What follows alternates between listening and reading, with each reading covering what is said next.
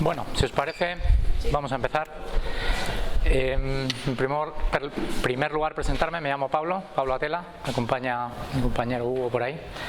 Algunos de los que estáis por aquí ya nos conocéis, soportáis, porque hemos estado con vosotros haciendo un proceso el año pasado. Y lo primero que tengo que hacer es agradecer que nos deis otra vez la oportunidad de estar aquí contando nuestra vida. Que de hecho se me ha ocurrido empezar contando parte de nuestra vida. Llevamos en esto, bueno, digo llevamos, obviamente él no, porque tiene la suerte de tener no sé cuántos años menos que yo, pero en lo que a mí respecta llevo ya 16 años en esto que se llama innovación y emprendimiento, y me apetecía empezar, más allá de después daros unos tips o unas reflexiones respecto a la I+D y la cultura de innovación, leyéndoos frases textuales de personas supuestamente expertas en innovación. Podría dar la identidad de la empresa y la identidad de la persona porque tengo su permiso, pero lo prefiero dejar en una adivinanza. Me tengo que poner los vidrios, no queda otra. Son literales y reales. Conjunto de frikis, un potencial cliente. En minuto 2. Para mí la innovación y las personas que trabajan en innovación son un conjunto de frikis vestidos lo más raro posible, poniendo post-its en una pared y especializados en no hacer nada que tenga sentido ni aporte valor alguno a nadie.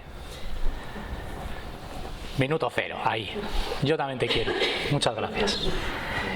Luego fue cliente, así que, no sé, había algo sadomaso ahí, en fin, la cosa es que no...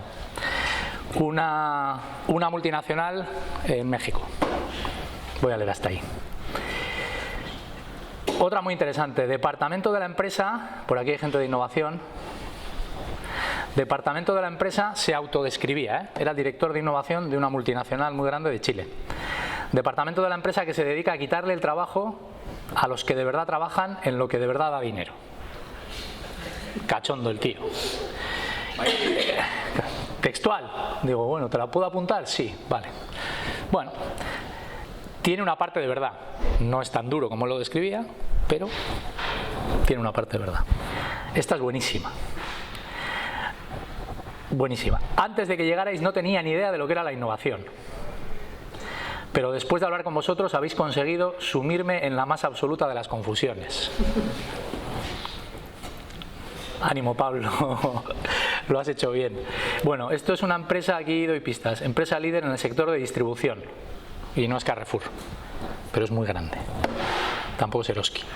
Muy grande. Era la persona que habían asignado, venía de recursos humanos y le habían asignado a dirigir el departamento de innovación. Y la última, esta muy buena también, de Chile. Y sobre esto hablaremos después más tarde. Llevamos 8 meses debatiendo si el desarrollo y despliegue de la cultura de innovación en nuestra organización lo tiene que hacer el Departamento de Recursos Humanos o el de Innovación. Claro, como es cultura, tendría que ser... Estoy viendo unas caras por ahí. Como es cultura, debería ser Recursos Humanos. Pero como también es innovación, pues debería ser innovación. A eso le siguió, este era el director de innovación de una de las 3 empresas, aquí doy más pistas, una de las 3 empresas más grandes de comunicaciones en Chile y Latinoamérica. Y no es Movistar. Si indagáis un poco, podéis saber. Podría decirlo, pero lo dejo ahí así puesto y tal. A esta reflexión siguió una gigantesca carcajada. Este era un hombre genial, se reía de sí mismo todo el tiempo, todo el rato, ¿no? Ahora bien, 8 meses debatiendo si lo de la cultura de innovación era cosa de recursos humanos, era cosa de innovación o quién tenía que hacerlo, ¿no? En fin. ¿Lo han resuelto? Sobre eso hablaremos en un rato, sobre el interesante asunto de la estructura organizacional, ¿vale? Bueno, pues después de todo esto, bueno, la presentación, la verdad es que me había hecho a la idea de que la presentación no la íbamos a proyectar, así que es medio borrador, pero ya que la podemos proyectar, prefiero poneros algunas slides, ¿vale? Bueno, pues después de esto, parece que la innovación muy útil no es, y que los que trabajamos en ella mucho no nos enteramos, ¿no? Porque todas las personas que estaban, o que os he mencionado, eran o trabajaban de algún modo en innovación, cultura de innovación, etc. Bueno, lo que pasa es que nos encontramos también con estadísticas como estas, que todos más o menos conocéis. Y que los que participasteis en el proceso el año pasado quizás recordéis, ¿no? Porque la ponemos a menudo. El S&P 500 es el Standard & Poor's 500, el equivalente al IBEX en Estados Unidos, ¿vale? Y una más interesante todavía.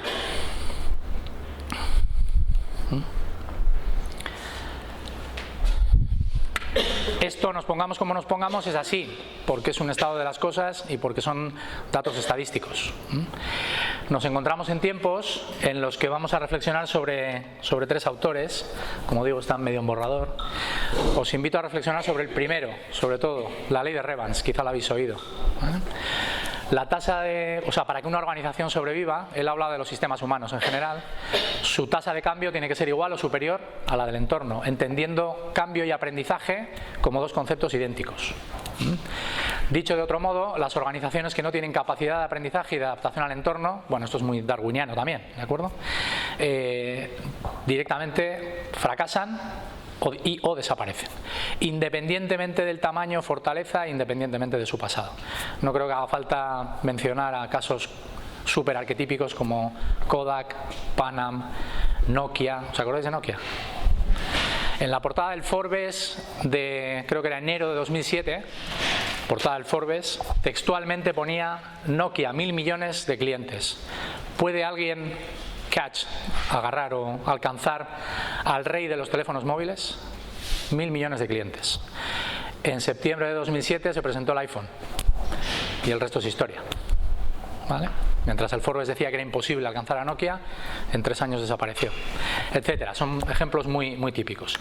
¿Qué es lo que está pasando? Y esto aplica muchísimo en empresas y entornos industriales. Está pasando esencialmente eso, que en el siglo XX la tasa de cambio de las tecnologías y de los requisitos de los clientes, y cuando hablamos de clientes tenemos que pensar en cliente externo y tenemos que pensar también en cliente interno, ¿de acuerdo?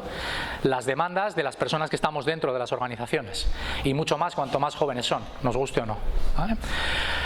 Variaba poquísimo y eran altamente predecibles. El ejemplo típico también es el automóvil. Pensar en cómo era un automóvil en los años 20 y cómo era en los 60 era esencialmente igual en términos de tecnologías. Ahora pensar en el automóvil en los 60 y en los 80, pensar en los 80 y en los 2000 y pensar en los 2000 y ahora, ¿de acuerdo? La tasa de cambio es exponencial. Y también los requisitos, lo que los clientes nos piden, también es exponencialmente cambiante. Por lo tanto, nos encontramos en un entorno de absoluto caos. Descrito de otra forma, y esto es tremendamente relevante, estamos acostumbrados a pensar, y se nos enseña todavía en general en las universidades, en las escuelas técnicas, donde en la formación en general, estamos enseñados a pensar en lineal, procesos que A te lleva a B, normalmente olvidando el contexto, con formas de estímulo-respuesta. Y el asunto es que vivimos en tiempos en los que hay que pensar así, y así, y así. Y nos guste o no, vivimos en entornos caóticos, en los que la predictibilidad no existe. Ahora bien, nos hemos acostumbrado a pensar, y eso es una creencia, que los planes funcionan. Si tú planificas mucho algo, la probabilidad de que lo aciertes es alta. El problema es que mientras tú estás planificando, el mundo está cambiando a una velocidad gigantesca. ¿Qué es eso que vemos ahí? Está en modo caos. Con lo que, por lo tanto, a lo mejor lo que pensaste cuando lo pensaste era una buena solución y era predecible, pero te llevaste tanto tiempo solamente planificándolo que llegaste tarde.